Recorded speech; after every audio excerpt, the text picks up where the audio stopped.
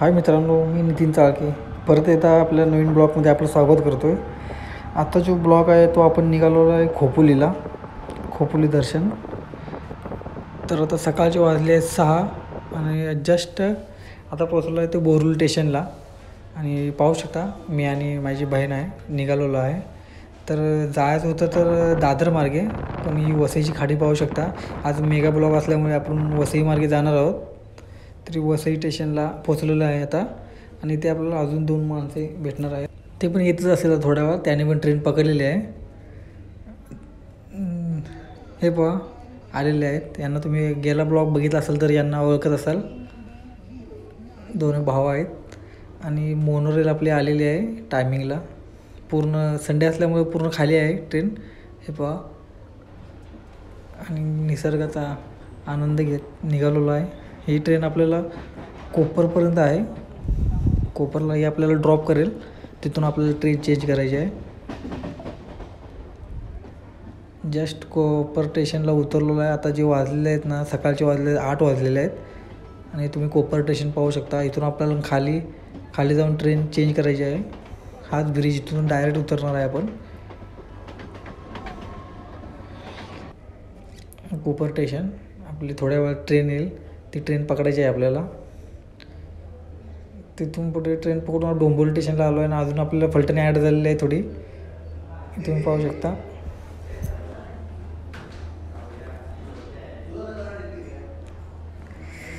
डोंबिवली स्टेशनला आल्यानंतर ही ब्रिजवर असलेली गर्दी, मेगा ब्लॉक असल्यामुळे फुल गर्दी आहे. आपल्याला ट्रेन तर भेटलेली आहे डोंबिवलीवरून, डायरेक्ट खोपोली ट्रेन भेटलेली आहे.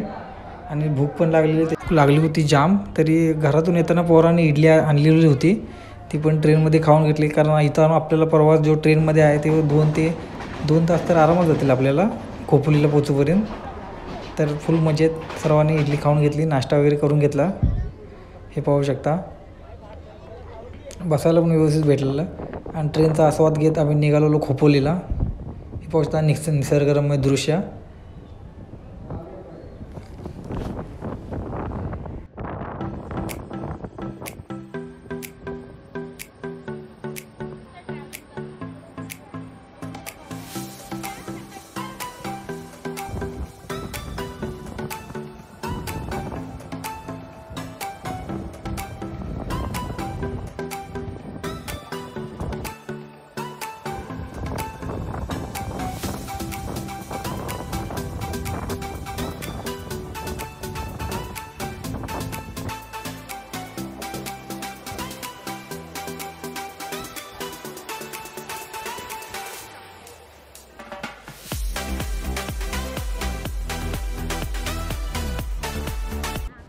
दोन तासाच्या ट्रॅव्हलिंगनंतर आपण आता पोचलो जस्ट खोपोली. तुम्ही पाहू शकता हे खोपोली स्टेशन आहे.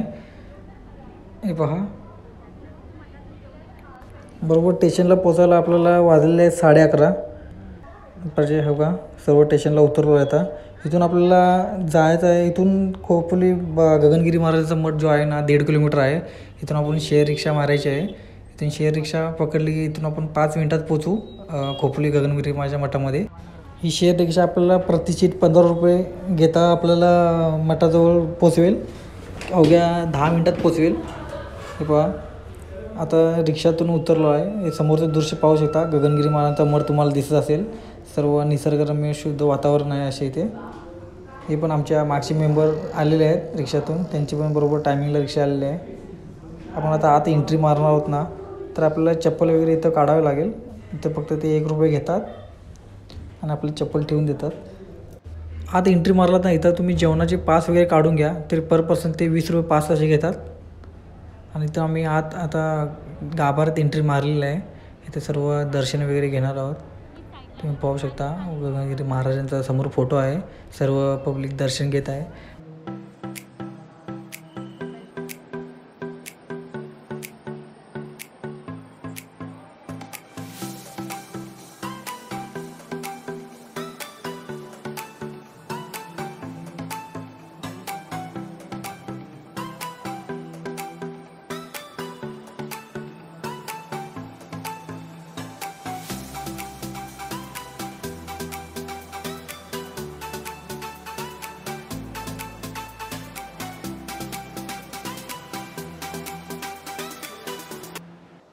आतून तर दर्शन झालेलं आहे. आता इथून मंदिरातून आता आपण बाहेरचं गार्डन फिरायला जाणार आहे बाहेर.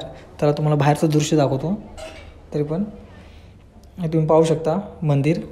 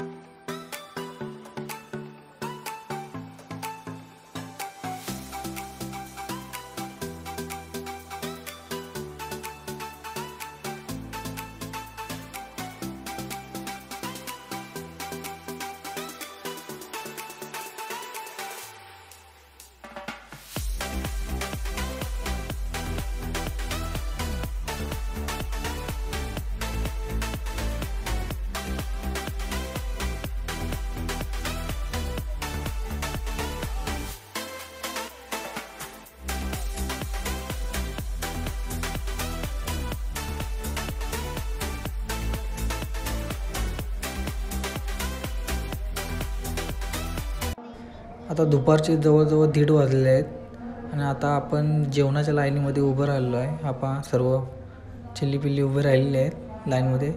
आणि लाईन पण खूप मोठी आहे, हे तुम्ही समोर पाहू शकता.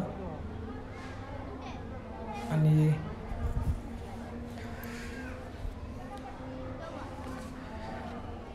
ही लाईन आणि माझ्या मागे दिसते ती नदी आहे मंदिराच्या खालून वाहणारी. हे जेवण पहा. जेवण पण मस्त होतं, स्वादिष्ट. आणि ते जेवण झाल्यानंतर गाभाऱ्यात आल्यावर आपल्याला दिसलेले एकदम भारी दृश्य आहे, तुम्ही पाहू शकता हे. आणि ते थोडी आम्ही विश्रांती केली अर्धा तास गाभाऱ्यात. आणि भरपूर लोक आले होते गाभाऱ्यात. जेवून सर्व इथेच विश्रांती करत होते. मुंबईमध्ये मेगा ब्लॉक असले तरी पण खूप गर्दी होती इथे दर्शनाला. आणि पाहू शकता ही नदी जी वर्षाचे 12 महिने पाणी असते या नदीला. तर हा ब्लॉग आवडला असेल तर लाईक आणि सबस्क्राईब करा.